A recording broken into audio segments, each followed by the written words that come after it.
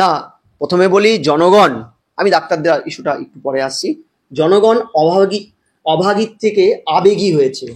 এই যে আবেগ সমাজে ব্যাপ্ত করেছে আমাদের অভয়া, আমরা কিন্তু আজকে এই উৎসবের মঞ্চটাকে, আমি বলছি উৎসব প্রতিবাদের রঙ্গমঞ্চ, যুগে যুগে কালে কালে দেশ বিদেশ সমস্ত জায়গায় এই লোক উৎসবগুলো হয়েছে মানুষের প্রতিবাদের ক্ষেত্র, মিগয়া ক্ষেত্র। আমাদের এই দুর্গোৎসব, দুর্গাপূজাকে কেন্দ্র করে যে দুর্গোৎসব, শারদীয়ার এই উৎসব, আমাদের এই অবহেয়ার নির্মম গণধর্ষণ হত্যাকারী এবং সেই হত্যাকারীদের সরাসরি আশ্রয় দেওয়ার মূল ষড়যন্ত্রী সরকার, রাজ্য সরকারের বিরুদ্ধে আমাদের প্রতিবাদের রঙ্গমঞ্চ, আমাদের প্রতিবাদের মিগয়া ক্ষেত্র। এটা প্রথমে বলে আমি শুরু করি। দেখুন, প্রতি পাড়া এখন রক্তকরবী, তাই নন্দিনীদের হারানোর ক্ষমতা কোনো রাষ্ট্রশক্তি রাখতে পারে না। এটা আমি দ্বিতীয় সত্যি কথা আমি আপনাকে বলে শুরু করি, যে ডাক্তাররা যারা এই আগুনটা জ্বালিয়েছিল, জুনিয়র ডাক্তার ভাইরা, এবং তাদেরকে যোগ্য মর্যাদা দিয়ে সহযোগিতা করেছিল সিনিয়র ডাক্তাররা, আমি প্রত্যেককে কুর্নিশ জানিয়ে তাদের করজোড়ে একটাই আবেদন করছি, দেখুন আন্দোলনগুলো সমাজের একটা শোষিত শ্রেণীর প্রতিনিধিত্ব করার জন্য উঠে আসে, কিন্তু মাথায় রাখতে হবে একটা আন্দোলন যখন উঠে আসে তার প্রেক্ষাপট যেন কোনোভাবেই আরেকটা শ্রেণীর, শোষিত শ্রেণীর কোনোভাবেই শোষণ ব্যবস্থাটাকে, শোষণ যন্ত্রটাকে আরো তীব্রতর যাতে না করে, এটাও মাথায় রাখতে হবে। অর্থাৎ আপনারা যে অভয়াদের কথা বলতে বারবার রাজপথে আসছেন, এই অভয়া শুধু ডাক্তার নয়, এই অভয়া শুধু চিকিৎসা শাস্ত্রে, চিকিৎসা বিদ্যার সাথে যুক্ত তার সেই অভয়া নয়, এটা স্কুল কলেজ থেকে সমাজের প্রত্যেকটা স্তরের অভয়াদের কথা আপনারা বলতে এসেছেন, বিবেকের দ্বার উন্মুক্ত করে। এবং জনগণ, নাগরিক সমাজ প্রত্যেকে রং নির্বিশেষে আপনাদের পাশে দাঁড়িয়েছে। কিন্তু মনে রাখতে হবে, আপনারা যেই স্বাস্থ্যটা চর্চা করেন তার সাথে সমাজের প্রত্যেকটা স্তরের মানুষ যুক্ত, এবং যে রাজ্যে সবচাইতে বেশি সরকারি হাসপাতালে দুস্থ সাধারণ মানুষরা যুক্ত, যে রাজ্য জুনিয়র ডাক্তাররা হচ্ছে চিকিৎসা শাস্ত্রে, চিকিৎসা বিদ্যায় স্পাইনাল কর্ড আপনারা, কারণ সরকার রিক্রুটমেন্ট করে না। আপনারা ডাক্তারি শিখতে যাওয়ার পরিবর্তে সরকার আপনাদের ডাক্তারি করতে পরামর্শ দেয়। আপনাদের ডাক্তারি করার উপরেই রাজ্যের স্বাস্থ্য ব্যবস্থাটা টিকে থাকে, এই সরকারের পলিসির পার্ট এটা। ফলে আপনাদের করজোড়ে নিবেদন, যে সম্ভব হলে একবার ভেবে দেখুন, পূর্ণ কর্মবিরতি নয়, আন্দোলন প্রতিবাদ মঞ্চটাকে চালিয়ে গিয়ে আপনারা অনশন বলুন, যাই বলুন, গণ আন্দোলনের প্রত্যেকটা স্তরের প্রত্যেকটা যা পদ্ধতি আছে সেগুলোকে চালিয়ে নিয়ে গিয়ে যদি কাজটাকেও চালিয়ে রাখা যায়, এটা শিফটিং হোক যাই হোক, মাথায় রাখতে হবে যে উৎসব প্রতিবাদ সব চলবে, কিন্তু মানুষের নাগরিক জীবনের চিকিৎসাটা, এটা কিন্তু খুব জরুরি একটা ব্যাপার, ওটা কিন্তু রাখতে হবে। ইতিমধ্যে সিনিয়র ডাক্তাররাও এটা রিয়ালাইজ করেছে। আর এটা করতে পারলে দেখুন, রাষ্ট্র চাইবেই যে আপনাদের প্রতিবাদী আন্দোলনে ভীত সন্ত্রস্ত রাষ্ট্র কখনো উৎসবে যাওয়ার পরামর্শ দেবে, কখনো মেয়েদের বলবে ব্যাক টু কিচেন, হিটলারের সেই অপ্তবাক্যকে একদম মানে বলবো কিভাবে রিপিট করে হিটলারের যোগ্য উত্তরসূরিও আজকের এই রাজ্য সরকার একই কথাই রিপিট করবেন। আবার কখনো উস্কে দেবেন সাধারণ মানুষকে, আপনাদের বিরুদ্ধে খেপিয়ে দেবেন, এটা রাষ্ট্র করে। হিটলারীয় শাসন কি পশ্চিমবাংলায় জারি হয়ে গিয়েছে? এটা বহু যুগ। হিটলার তো পরিষ্কার বলেছিল, উত্তাল আন্দোলন, নিজের ব্যর্থতা, কর্মহীনতা জার্মানি, সেটার থেকে মোড় ঘুরিয়ে দিতে তিনি বলেছিলেন যে মহিলাদের ব্যাক টু কিচেন, মহিলাদের কাজ আবার কেন রাস্তায় হবে, তারা যাবে রান্নাঘর সামলা, লোকেরা উৎসবে যাক, আর সমস্ত ব্যর্থতার দায় করে ওই ইহুদি বেটারা। এটা ছিল তো গ্রস ঠিক একই কাজে কি আজকে শাসক তাই করছে না? কখনো উৎসবে ফিরতে বলছে, কখনো বলছে আপনারা এখানে কেন, আন্দোলন কেন, কেন মহিলারা রাত্রে বেরোবে, মহিলাদের রাত্রে বেরোনো তো কথা নয়, মহিলা বাড়িতে থাকুন। এই প্রসঙ্গে আপনাকে একটা কথা বলবো। কুণাল ঘোষ তিনি বলছেন যে এই প্রসঙ্গের উত্তরটা আপনি দিতে পারবেন, সেজন্য আপনাকে করা, যে কুণাল ঘোষ তিনি বলছেন প্রয়োজনে আরেকটা 14 তারিখের রাত করে দেখিয়ে দিক, কথা তিনি বলেছিলেন। আমি এই প্রসঙ্গে বলবো, গাদ্দাফি একটা সময় বলতেন যে তিনি খুব ভয় পেতেন যে তুমুল জনসমাগম হলে তিনি ভাবতেন তার বিরুদ্ধে মানে ষড়যন্ত্র সংগঠিত হচ্ছে। শাসক দল কি তাহলে সন্তুষ্ট? না, শাসক দল পরিষ্কার, এ রাজ্যে যেখানে অন্যায়টা আইন, তখন প্রতিবাদটাই অনিবার্য সত্য। এটা একদম বিদ্রোহের প্রথম বিদ্রোহী অনিবার্য সত্য, মানুষ তা বুঝে গেছে। তাই মানুষ আর পুলিশ প্রশাসনকে বিশ্বাস করে না। শাসন যন্ত্র যে কোথাও নেই মানুষ দেখিয়ে দিয়েছে। আইনের শাসন 14 নম্বর ধারা এ রাজ্যে কোথাও কার্যকর হয় না লাস্ট 13 বছর। দা আর্টিকেল 19-এর 1-এর A, 19-এর 1-এর B, যেখানে পরিষ্কারভাবে রাইট টু ডিসেন্ট, যে right two descent of is the life line of the democracy, এটা এই রাজ্যে নেই। মানুষ এটা বুঝে গেছে, মানুষ এটা একদম ধাতব্যে নিয়ে ফেলেছে। ফলে শাসক কিন্তু এই ব্যবস্থার থেকে দূরে সরতে পারছে না। তাই শাসক কখনো কুণাল, কখনো উনাল, কখনো ভরতপুরের বিধায়ক, এদের দিয়ে একের পর এক ধমকানো, চমকানো, মিসগাইড করা, লোককে উস্কে দেওয়া, এগুলো করছে। এগুলো ব্যর্থ প্রচেষ্টা। আমি বলছি যে এই যে 14 তারিখের ঘটনা, কুণাল বাবু তো সকালে একটা স্টেটমেন্ট দেন, কালকে আমি দেখলাম কুণাল বাবু বিভিন্ন দলের নেতাদের ছবি পোস্ট করে বলছে দেখো তারা উৎসব চাইছে না, আবার কেনাকাটি করতে যাচ্ছে। আমি বলছি এগুলো করে শাসক কিন্তু বারবার এটাকে ড্রিরেল করতে চাইছেন।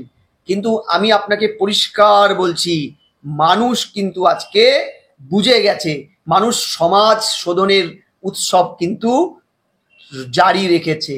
মানুষ কিন্তু সেখান থেকে এক চুলো সরে যায়নি। শাসক তো আজ নয়, 2 মাস হয়ে গেল অভয়ের মৃত্যু।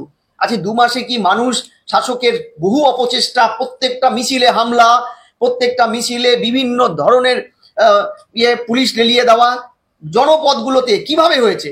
শাসক পারমিশন দেয় না, তারপরে মানুষ কি এক চুলো সরেছে আপনি দেখেছেন? পতাকা বিহীন এই মানুষগুলো স্বাধীনতার পরে ব্রিটিশোত্তর ভারতবর্ষে এই রকম গণ আন্দোলনে ভারতবর্ষে কোনো প্রান্তে মানুষ আন্দোলিত হয়নি। ফলে শাসক এগুলো করছে। আমি আবারও বলছি এগুলো ব্যর্থ চেষ্টা। যারা যদি দেওয়াল লিখন পড়ে থাকেন পড়ে নিন, ভালো করে ইতিহাসটা ঘেটে নিন, যে হিটলার বহু চেষ্টা করেও হিটলার পারেননি, হিটলারকে লাস্টে আত্মহত্যা করতে হয়েছে। আমি বলছি শাসকেরও তাই হবে। তাহলে রাজ্যের শাসনযন্ত্রের যে একদম একদম মাথায় বসে রয়েছেন, তার পরিণতিটাও কি সেই রকমই করুণ হতে চলেছে? দেখুন রাজ্যের শাসনযন্ত্রের যিনি দণ্ডমুণ্ডের কর্তা, তার কি পরিণতি হবে সেটা তো ইতিহাস বলবে। হিটলারের পরিণতির সাথে এই পরিণতি, গাদ্দাফির পরিণতি, বা আমাদের সাদ্দাম হোসেনের পরিণতি, বা আরো যদি কারো কারো কারো কারো ইতিহাস দেখেন, প্রত্যেকের পরিণতি কম বেশি একটা জায়গায় গেছে। যদি তিনি সত্যিকারের স্বৈরাচারী তার এই পথ ধরে এগোন, নাগরিক সমাজের এই প্রতিবাদটাকে গণতান্ত্রিক স্পেয়ারের মধ্যে গণতান্ত্রিক মর্যাদা তিনি না দেন, তার প্রশাসন না দেয়, তার পুলিশ না দেয়, তার সরকার না দেয়, তার পরিণতিও ইতিহাসের এর চাইতেও নির্মম কিছু হবে। এটা ইতিহাসের চক্র, এটা আমার কথা নয়। আমি বলছি যে আজকে যে আন্দোলনে সলতেটা জ্বলে গেছে, সেই আন্দোলনটা সমাজ শোধনের উৎসব। সেই উৎসব কিন্তু 2 মাস ধরেই রাজ্যে চলছে, আরো চলবে। আর স্যার এই প্রসঙ্গে আমি বলবো, আরজিকর মেডিকেল কলেজ এবং হাসপাতালের চিকিৎসক তরুণীর 9ই আগস্ট ঘটনা যেদিন সংঘটিত হয়, সেদিনকে একটা তুমুল বিবাদের মধ্যে সম্পন্ন হয় ময়না তদন্তের প্রক্রিয়া। আমরা তার সাক্ষী থেকেছি। এ প্রসঙ্গে আমি বলবো, চিকিৎসকের সেই তরুণী নির্যাতিতার যে ময়না তদন্তের রিপোর্ট, সেই রিপোর্টে নাকি তেমন কোনো খুঁতি নেই। কেন্দ্রীয় তদন্তকারী সংস্থা সিবিআই কে বললো দিল্লি এইমস, এমনই বলা হলো রিপোর্টে যে সেরকম কোনো খুঁতি নেই। কি বলবেন? একাধিক প্রশ্ন উঠেছিল। আমি বলি প্রথমেই যে দেখুন, পুরো কনস্পিরেসিটা এমন ভাবে লাস্ট 4 দিনে রাজ্য পুলিশ, মেডিকেল, সন্দীপ, তালা থানা সবাই মিলে যা করেছিল, তাতে এর চাইতে বেটার কিছু উত্তর আপনি কোনো সংস্থার থেকেই পাবেন না। একদম পরিষ্কারভাবে এটা কিন্তু তারা করেছিল। কিন্তু আপনি আরেকটা জিনিস খেয়াল করুন, গতকাল সিবিআই এর একটা সোর্স থেকে বিভিন্ন মিডিয়াতে ফার্স্ট পৃষ্ঠাতেই তারা খবরটা করেছিল যে তরুণীর এখনো পর্যন্ত যা রিপোর্ট, 24টি এক্সটার্নাল ক্ষত ছিল, যা একটা গণপ্রহার, অর্থাৎ মৃত্যু ধর্ষণের আগে তাকে গণপ্রহার করা হয়েছিল। গণপ্রহার নির্মম ভাবে। আচ্ছা ভাবুন যে একটি মেয়ে, তার চোখ থেকে রক্ত বেরিয়েছে, চোখ। আপনি অনেক আত্মহত্যার কেস আমরা দেখেছি, আমরা ডাক্তার নই, আমরা দেখেছি আমাদের আশেপাশে এরকম মৃত্যু দেখেছি, অস্বাভাবিক মৃত্যু দেখেছি, আমরা দেখেছি। বারংবার বানতলার প্রসঙ্গ যে চোখ ফেটে রক্ত বেরোনোর একটা ঘটনা দেখেছেন, যে কতটা আক্রমণ করলে, কতক্ষণ ধরে তার উপরে অত্যাচার হলে এই ঘটনাটা হতে পারে। আমি তো কালকে দেখলেন তৃণমূল ছাত্র পরিষদের ডাক্তারি নেতা, যিনি তোলাবাজের নন দ্বন্দ্বমূল্যের কর্তা, আশিস পান্ডে ইতিমধ্যে গ্রেফতার। আগে থেকে জড়িত থাকতে পারে বলে আপনার মনে হয়? অনেকে আছে, অনেকে। আমি বলছি সিবিআই এর আইনজীবী হাইকোর্টে 7 জনের নাম। আর তারা কি এখনো আরজি করে উপস্থিত আপনার মনে হয়? শুধু আরজিকর নয়, হাইকোর্টে কিন্তু আরজিকরের শুধু বলেনি, বলছে আরজিকর টু অন্যান্য প্রত্যেকটা প্রান্তে যারা এই দিন এই ঘটনার সাথে যুক্ত ছিল। সুদীপ্ত রায় কে মেডিকেল কাউন্সিল অফ ওয়েস্ট বেঙ্গলের পদে বসে আছেন, তিনি কি সরেছেন? সরেছেন কি? সরানো হয়েছে কি? একদমই না স্যার, কারণ মুখ্যমন্ত্রী খোদ চিকিৎসকদের যে ধর্ণা মঞ্চ সেখানে গিয়ে বলেছিলেন তিনি রোগী কল্যাণ সমিতি ভেঙে দিলেন, কিন্তু আমরা দেখলাম তিনি তো তার পদে এখনো আসেন। আমার কথাটা হচ্ছে উনি ভেঙে দেওয়ার কে? ডেমোক্রেটিক একটা যদি প্ল্যাটফর্ম থাকে কেউ ভাঙতে পারে না।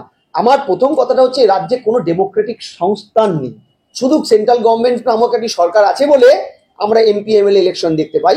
পঞ্চায়েত ভোটটা যেহেতু পশ্চিমবঙ্গ সরকারের আন্ডারে, পঞ্চায়েত মিউনিসিপ্যালিটি ভোট হয় না, লুট হয়, ভোটের জায়গায় লুট হয়। হুসেন বোল্টের মতন ব্যালট বক্স দিয়ে ছোটা চিত্র আপনারা দেখেছেন। আমার কথাটা হচ্ছে যে এই ডেমোক্রেটিক প্রতিষ্ঠানগুলোয় পার্লামেন্ট ইলেকশন অ্যান্ড মানে স্টেট অ্যাসেম্বলি ইলেকশন, এই দুটো বাদেও ডেমোক্রেটিক স্পেয়ারে তো অনেকগুলো স্টেপ থাকে। সেখানে প্রত্যেকটা শিক্ষা প্রতিষ্ঠানে ভোট করতে হয়, মেডিকেলে ভোট। দিনের পর দিন ছাত্র সংসদ নির্বাচন কেন বন্ধ? যতদিন পর্যন্ত আপনি ভাবুন, এ রাজ্যে যে যিনি রেজিস্টার্ড মেডিকেল কাউন্সিলের রেজিস্ট্রার, সম্ভবত তাপস চক্রবর্তী, তিনি ইয়ে করলেন, সন্দীপ ঘোষের রেজিস্ট্রেশন বাতিল করলেন। রেজিস্ট্রেশন বাতিল করার পরে আমরা জানতে পারলাম 2020 সালে তার ওই পদে তিনি অবসর নিয়েছেন। তাকে 6 মাসের এক্সটেনশন দেওয়া হয়েছিল, তারপরে এক্সটেনশন রিনিউয়াল হয়নি। তিনি নাকি মৌখিক একটা প্রতিশ্রুতির ভিত্তিতে তিনি ওই পদটা আঁকড়ে আছেন। অর্থাৎ প্রত্যেকটা স্তরে সরকারের কোথাও নির্বাচন সুস্থভাবে হয়নি বলেই প্রত্যেকটা স্তর বেআইনি ভাবে গণতান্ত্রিকভাবে চলছে। এবারে কি তাহলে সিবিআই এর র্যাডারে খোদ সুদীপ্ত রায়? হ্যাঁ, সুদীপ্ত রায় সম্পর্কে তো তারা একাধিক করেছে, প্রশ্ন তুলেছে। আমি বিশ্বাস করি নেক্সট শুনানিতে তারা এটা করবেন, কারণ সুদীপ্ত বাবু সবকিছুর মাথায় বসেছিল এবং এখনো পর্যন্ত আমরা যা জানতে পেরেছি সন্দীপের উপরেও সুদীপ্ত ছিলেন, যেহেতু সুদীপ্তর সরাসরি একটা দলীয় ট্যাগ ছিল, দলের একটা বিধায়ক, তিনি পাওয়ারফুল লোক, ফলে তার শরণাপন্ন ছিল এই সন্দীপের আগাছাড়া ধরা পড়েছে, সন্দীপ ধরা পড়েছে। সন্দীপের মাথায় যিনি ছিলেন, আমি বলছি না মমতা ব্যানার্জি, সবার মাথায় তো তিনিই বসে আছেন, স্বাস্থ্যমন্ত্রী কামিয়ে। কিন্তু আমার কথাটা হচ্ছে যে আপাতত ইমিডিয়েট যিনি পদে বসে আছেন, যিনি নিজে বলেছেন আমি টাকা খাইনি, বাকিরা টাকা খেয়েছে, মানে নিজে জানতেন উনি টাকা খায় বাকিরা।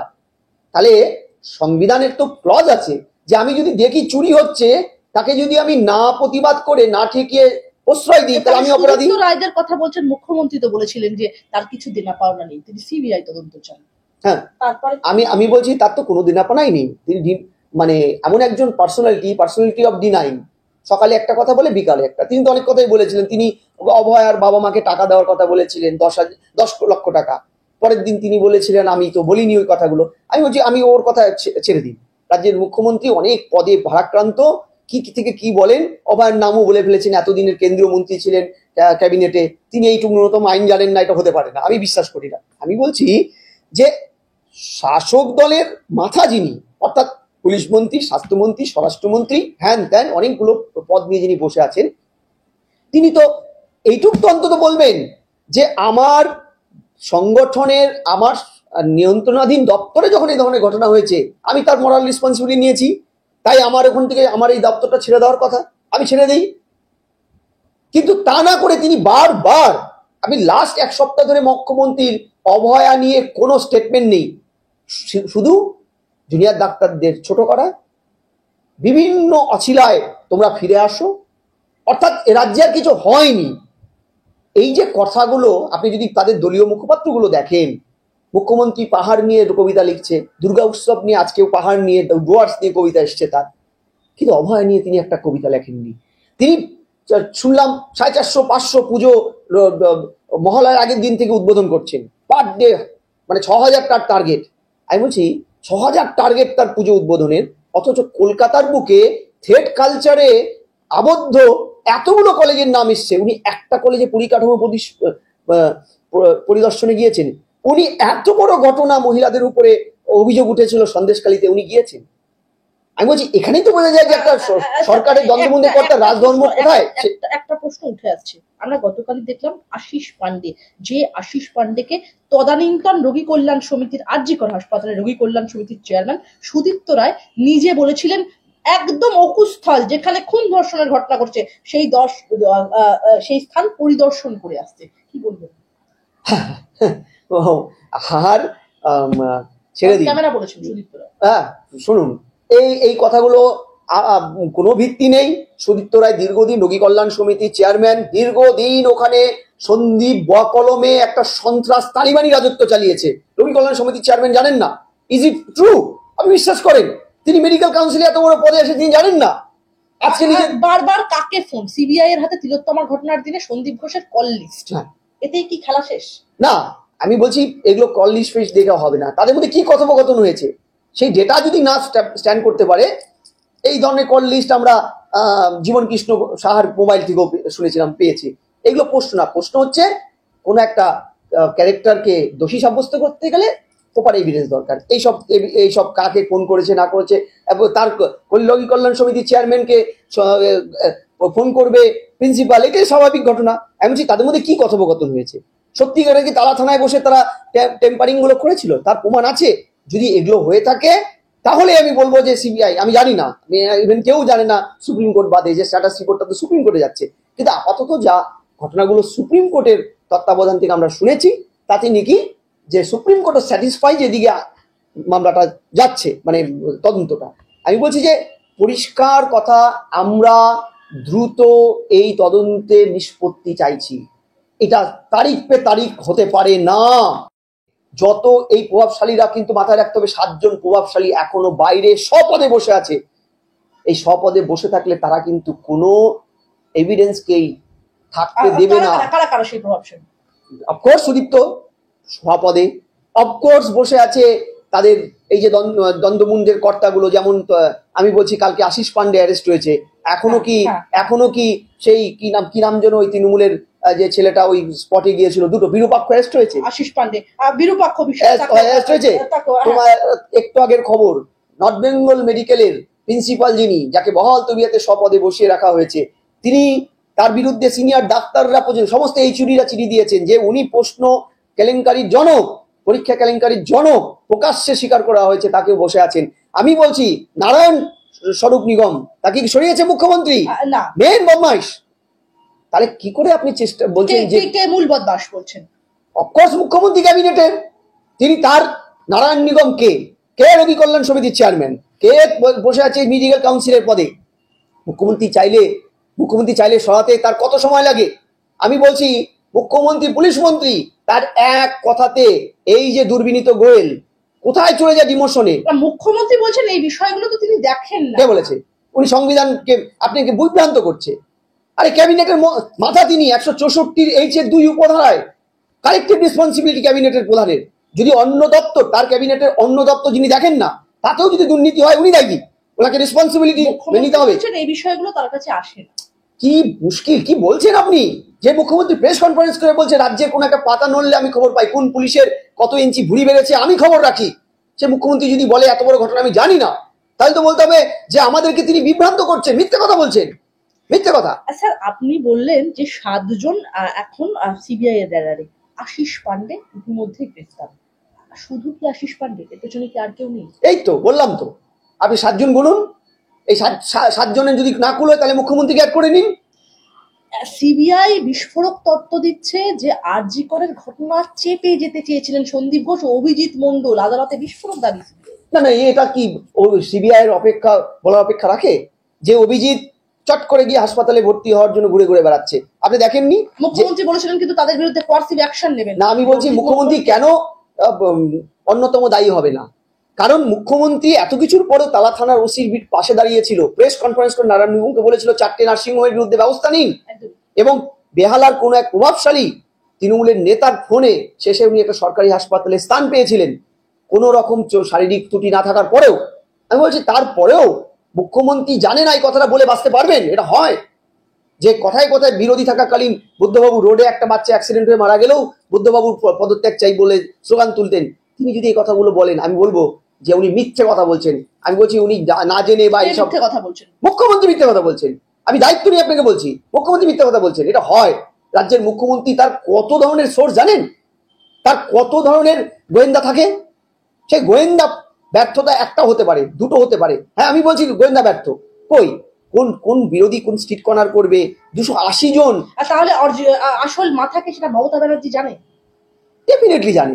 নাহলে ভাবুন, সন্দীপকে তিনি প্রাইস পোস্টিং দিয়েছিলেন, তিনি কি আজও ক্ষমা চেয়েছিলেন যে আমি না জেনে দিয়েছি? আজও কিন্তু বলেননি। তার মুখপাত্র ধারাবাহিকভাবে ছলে বলে কৌশলে সন্দীপের পাশে থাকছে। আর স্যার, আপনার কি মনে হয় শেষ পর্যন্ত মূল মাথা অব্দি পৌঁছানো যাবে এবং সিবিআই যেভাবে তদন্ত করছে আপনি সন্তুষ্ট? দেখুন, সিবিআই তদন্তে সুপ্রিম কোর্ট সন্তুষ্ট। আমি তো সিবিআই তদন্ত দেখিনি বা তাদের মুখপাত্র আমি নই, কিন্তু আমি ডাক্তারদের যে উকিল এবং এদের তরফের যে উকিল, অভয়দের তরফে, এই উকিলদের অ্যাক্টিভিটিতে কিন্তু যথেষ্ট আমি হতাশ। এবং আমার মনে হচ্ছে যে এই উকিলরা আগের দিনের শুনানিতে যে কায়দায় ব্যাপারটাকে প্লেস করলো, তাতে আমার মনে হয় যে আর যাই হোক অভয়ার ন্যায় পাওয়াটা খুব দুষ্কর হয়ে যাচ্ছে দিনকে দিন। কারণ দেখুন, আমরা তো মানে চুন খেয়ে মুখ পুড়িয়েছি, তো তাই দই দেখলেও আমাদের ভয় হয়। আমার শেষ 3টে প্রশ্ন আপনার কাছে। আশিস পান্ডে ইতিমধ্যেই আর্জি করে যে আর্থিক দুর্নীতির মামলায় প্রথমে সন্দীপ ঘোষ অ্যারেস্ট হয়েছিলেন, তারপর যে মূল মামলা অর্থাৎ চিকিৎসক তরুণীর খুন এবং ধর্ষণের ঘটনায় পরবর্তী তিনি গ্রেফতার হন। আশিস পান্ডে তিনি আর্থিক তছরূপের মামলায় একদম গ্রেফতার হন সন্দীপ ঘোষ ঘনিষ্ঠ হিসাবে। এর পেছনে আরো আরো কে কে গ্রেফতার হতে পারেন এই এই আর্থিক দুর্নীতির মামলায় আপনার মনে হয়? দেখুন, একটা নেটওয়ার্ক কাজ করেছে। এই নেটওয়ার্কে ইতিমধ্যে বিরূপাক্ষ থেকে শুরু করে আরো কোন পক্ষ, সব পক্ষই আছে। আমি বলছি এই তদন্ত যদি ঠিক মতো চলে কালীঘাট অব্দি পৌঁছে যাবে।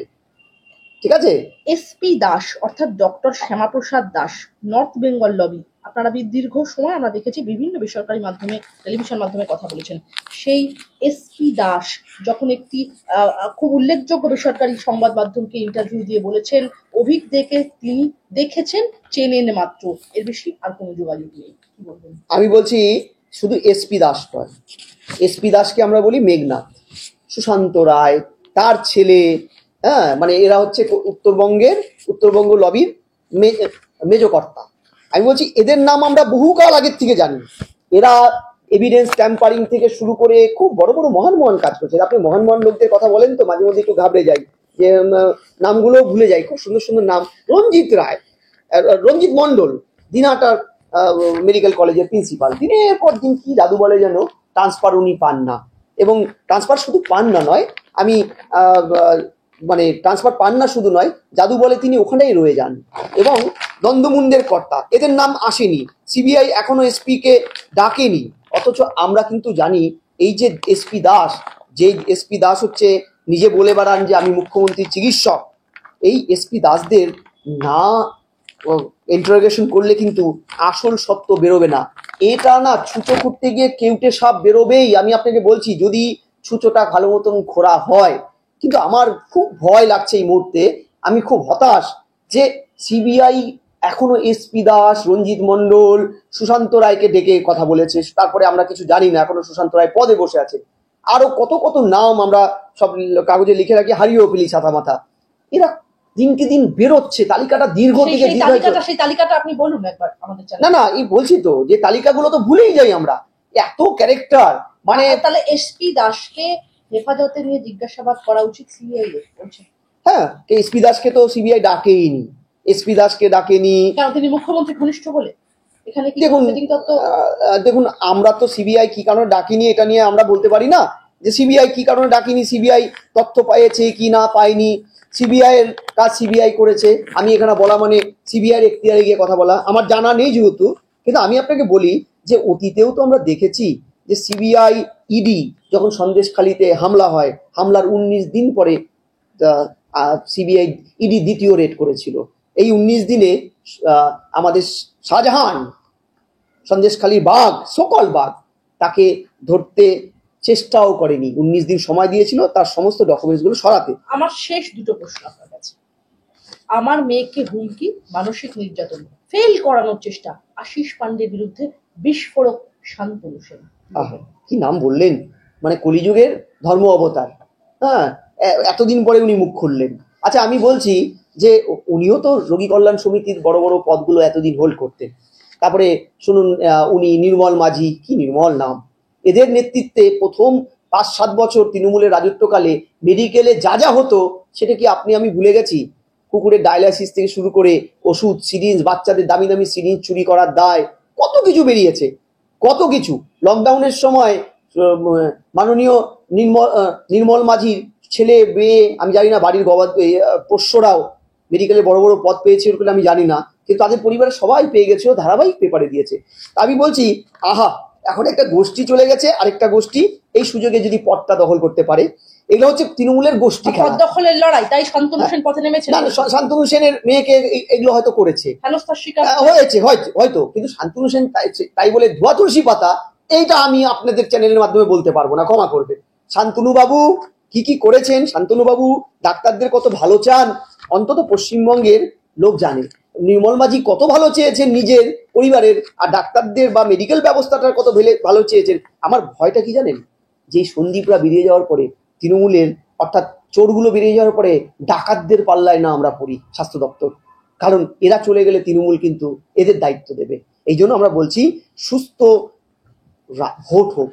এই যা প্রত্যেকটা স্তরে পশ্চিমবঙ্গে ভোট হচ্ছে না বলে আজকে এই পরিস্থিতিটা দাঁড়িয়ে আছে, এবং আমি বলছি এটা যদি না হয়, আবার সেই সিলেকশন ওয়েতে যদি তৃণমূল আবার পদে বসায়। আমার শেষ প্রশ্ন স্যার আপনাকে, তৃণমূলে এখনো বেসুরে অনেকেই, আমরা জগৎ সরকারকে দেখলাম, আমরা আইপিএস অফিসার হুমায়ুন কবির, আর তিনি রীতিমতো বলছেন এবছর দুর্গাপুজোয় তিনি সামিল হতে পারবেন না। উৎসব, তার নিজের ছেলে সে এমডি পাশ করেছে, তাকে দেখলেই তার নির্যাতিতার কথা মনে পড়ছে। অর্থাৎ তৃণমূলে এখনো বেসুরে অনেকেই, কারণটা কি?